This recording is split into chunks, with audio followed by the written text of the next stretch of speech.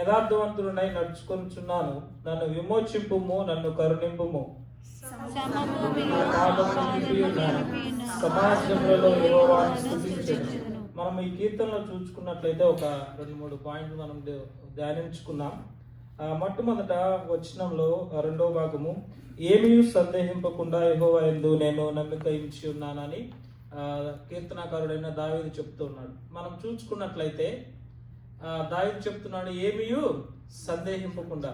మన జీవితాల్లో ఎప్పుడైనా మనకి శ్రమలు వచ్చినప్పుడు, ఆరోగ్యం బాగాలేనప్పుడు, కొన్ని పరిస్థితులు తారుమారైనప్పుడు మనం మొట్టమొదట ఈ లోకం వైపు, లేదంటే ఈ లోకంలో ఉన్న ఆప్షన్స్ వైపు చూస్తూ ఉంటాం. లేదంటే మనకున్న ధర్మను బట్టి కానీ, మనకున్న జ్ఞానమును బట్టి కానీ, మనకున్న శక్తిని, లేదంటే మనకున్న బలగం అంటే వెనకాలన్న రిలేటివ్స్ వాళ్ళకున్న కాంటాక్ట్స్ని బట్టి కానీ మొదట అట్లాగ రిజాల్వ్ చేసుకోవడానికో అట్లాగ చూస్తూ ఉంటాం. కానీ దావీదు అంటూ ఉన్నాడు, నా శ్రమల్లో లేదంటే నాకున్న కష్టాల్లో నేను ఏమీ సందేహింపకుండా యెహోవాను నమ్ముకొని ఉన్నాను అంటాం. అంటే నా ఫస్ట్ ఆప్షన్ ఏంటి అంటే అసలు దేవుడు ఆప్షనే కాదు, మొట్టమొదట మనం రీచ్ అవ్వాల్సిన ప్లేస్ ఏంటి అంటే దేవుడు. మన కష్టాల్లో, శ్రమల్లో మనం ఉన్నప్పుడు మనం ఫస్ట్ అసలు ఏది సందేహింపకుండా ఇది దేవుడు చేయగలడా లేదా అని ఎటువంటి సందేహం లేకుండా మొదట రీచ్ అవ్వాల్సిన వారెవరు? దేవుడు. దావీదు విషయంలో మనం చూసుకున్నట్లయితే సౌలు తరుముచు ఉన్నప్పుడు దావీదు మొట్టమొదట ఎవరిని ఆశ్రయించాడు? దేవుని. మొట్టమొదట ఎవరిని విచారించాడు?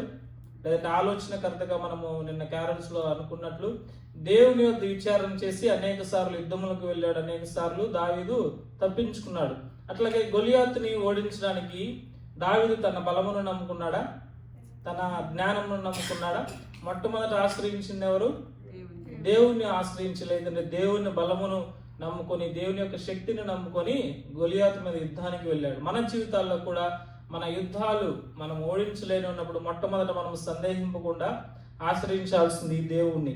అట్లాగే రెండవదిగా మనము చూసుకున్నట్లయితే 3వ వచనము, నీ కృప నా కన్నుదలట నుంచుకొని ఉన్నాను, నీ సత్యమును అనుసరించి నడుచుకుని ఉన్నాను. మనం ఇంగ్లీష్లో చూసుకున్నట్లయితే యువర్ లవింగ్ కైండ్నెస్ అని ఉంటుంది. దేవుని యొక్క కృప లేదంటే లవింగ్ కైండ్నెస్ దావీదుకి దేవుడు మరి ఎంతగానో చూపించాడు. అది ఎప్పుడు కూడా కన్నులు ఎదుట అంటే ఇప్పుడు నాకు మీరంతా కనిపిస్తూ ఉన్నారు, కానీ దావీదుకి దేవుని యొక్క కృప ఇక్కడ కన్నులు ఎదుట ఉంటే అది తప్పించి ఇంకేమీ కనిపించట్లేదు అన్నట్లు. ఏమిటి దేవుడు దావీదుకి ఏమి చూపించాడు అంత కృప అంటే అసలు దావీదు రాజు అవుతాడని ఆయనే అనుకోలేదు. సమూయేలు ప్రవక్త వచ్చి అంటే దేవుడు సమూయేలును పంపించి యెష్షయి గృహంలో నేను ఒకరిని సెలెక్ట్ చేసుకుంటాను రాజుగా అన్నప్పుడు వాళ్ళ నాన్న వాళ్ళు, వాళ్ళ అన్నదమ్ములే అసలు దావీదు ఏంటి, రాజు అవడం ఏంటి, కడపటి వాడు, చిన్నవాడు, అసలు దావీదు చూస్తే ఎవరు రాజుగా సెలెక్ట్ చేస్తాడు అనుకోలేదు. దావీదు అనేక సార్లు ఆయన యొక్క కృపను జ్ఞాపకం చేసుకుంటూ దేవుని స్తుతించాడు కదా.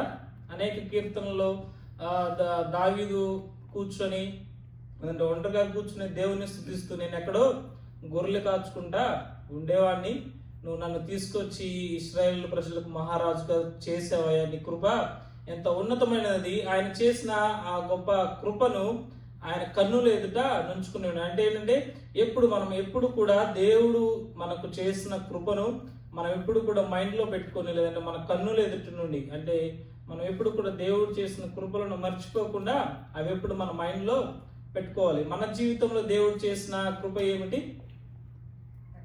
రక్షణ.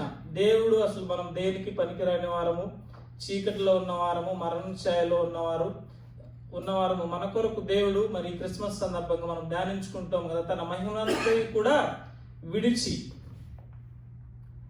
తన మహిమనంతటిని కూడా విడిచి మనలాగా మనుష్య రూపంలో వచ్చి తనకున్నదంతా కూడా మనకిచ్చాడు. కృప ఉచితంగా ఇచ్చిన కృప, రక్షణ అనే కృప దేవుడు మనకిచ్చినాడు. ఆ రక్షణ అనే కృపను లేదంటే ఆయన యొక్క కృపను మనం ఎప్పుడు కూడా మన కన్నుల ఎదుట పెట్టుకొని నడుచుకుంటూ ఉండాలి. మూడవదిగా 2వ వచనం, యెహోవా నన్ను పరిశీలించుము, నన్ను పరీక్షించుము, నా అంతరింద్రియములను నా హృదయమును పరిశోధించుము. నేను 3వ వచనం ఎందుకు చదివించానంటే మనం ఎప్పుడైతే దేవుని యొక్క కృపను మన కన్నుల ఎదుట ఉంచామో, ఆయన సత్యమును, అంటే నీ వాక్యమే సత్యం అని రాయబడుచు ఉన్నది అనేక చోట్ల, ఆయన వాక్యమును నడుచుకుంటూ ఉన్నామో, మనం దావీదు వలె ధైర్యంగా దేవా నన్ను పరిశోధించుమని చెప్పగలం. అది ఎంత ధైర్యం ఉండాలి చెప్పండి. ఎదుటివారిని మనము నాలో ఏమైనా తప్పుందని చెప్తావా అని అనొచ్చు. ఎందుకంటే ఎదుటివారికి మన అంతరేంద్రియము, మన హృదయము, మన తలపులు తెలియదు. అవునా కాదా? మనుషులు మన రూపమునే చూస్తారు. మనం ఎట్లా ప్రవర్తిస్తున్నామో, ఎట్లానో మన మాటలు, మన ప్రవర్తన చూస్తారు. వారితో చెప్పగలం, నువ్వు నన్ను పరిశోధించు, నాలో ఏమైనా చెడు ఉన్నదేమో చెప్పు అని. దేవునితో మనం చెప్పగలవా? దేవా నా తలంపులను పరిశోధించు, నా హృదయములను, నా అంతరంద్రియములను పరిశోధించు అని. అది ఎంత ధైర్యం ఉండాలి చెప్పండి. అవునా? దావీదుకు అంత ధైర్యం ఎందుకు వచ్చిందంటే ఆయన కృప, దేవుని యొక్క కృపను దావీదు ఎప్పుడు కన్నులెదుట ఉంచుకున్నాడు. ఆయన వాక్యమును, ఆయన ధర్మశాస్త్రమును అనుసరించుకొని నడుచుకొని ఉన్నాడు. మనం కూడా ఎప్పుడైతే దేవుని యొక్క కృపను, సత్యమును అనుసరించి నడుచుకుంటూ, ఆయన వాక్యమును అనుసరించి నడుస్తూ ఉన్నామో, ప్రతిరోజు కూడా మనం కూడా దేవునితో చెప్పగలం. ఆఖరిదిగా 6, 7 వచనాలు, 8 వచనాలు మనం చూసుకున్నట్లయితే, the love towards God's church, దేవుని యొక్క మందిరము గూర్చి యొక్క ఆసక్తి కానీ, ఆ యొక్క ప్రేమ కానీ మనకు కనిపిస్తూ ఉంది. అక్కడ ఏమి చెప్తూ ఉన్నాడు? యెహోవా నీ నివాస మందిరమును, నీ తేజమహిమ నిలుచు స్థలము నేను ప్రేమించుచున్నాను. నేను బలిపీఠము దగ్గర నీకు కృతజ్ఞతాస్తుతులు చెల్లిస్తాను అని దావీదు చెప్తూ ఉన్నాడు. దావీదు కీర్తనలో అనేక సార్లు కూడా దేవుని మందిరమును గూర్చిన ప్రేమను వ్యక్తపరిచాడు. మనుషులు నాతో దేవుని మందిరమునకు వెళుతున్నా అని చెప్పినప్పుడు నా హృదయం ఎంతో సంతోషించుతున్నది అంటాడు కదా. అట్లాగే నీ యెహోవా మందిరం యొక్క మేలు చేత మేము తృప్తిపరచు ఉన్నామని అనేక సార్లు దావీదు దేవుని మందిరము గూర్చిన ప్రేమను వ్యక్తపరుస్తూ ఉన్నాడు. మనం కూడా ఈ బిజీ లైఫ్ లో, అసలు దేశంలో మనం కూడా ఇక్కడ దేవుని మందిరంలో కూడుకొని ఉన్నామంటే మనం కూడా ఎంతో ప్రేమిస్తూ ఉన్నామని నేను అర్థం చేసుకుంటూ ఉన్నాను. ఎందుకంటే మనకు ఆప్షన్ ఉంది రాకపోవడానికి, అవునా కదా? కానీ దేవుణ్ణి మనం ప్రేమించి దేవుని మందిరంకు వచ్చి మనం దేవుని కృతజ్ఞతాస్తుతులు చెల్లిస్తూ ఉన్నాం. అది కూడా మనము మనకు, మన తరాలకు కూడా మనము ఎప్పుడు ఇస్తూ ఉండాలి. ఈ కొద్ది మాటలు దేవుడు తన వెన్నుకల్లో దీవించును గాక.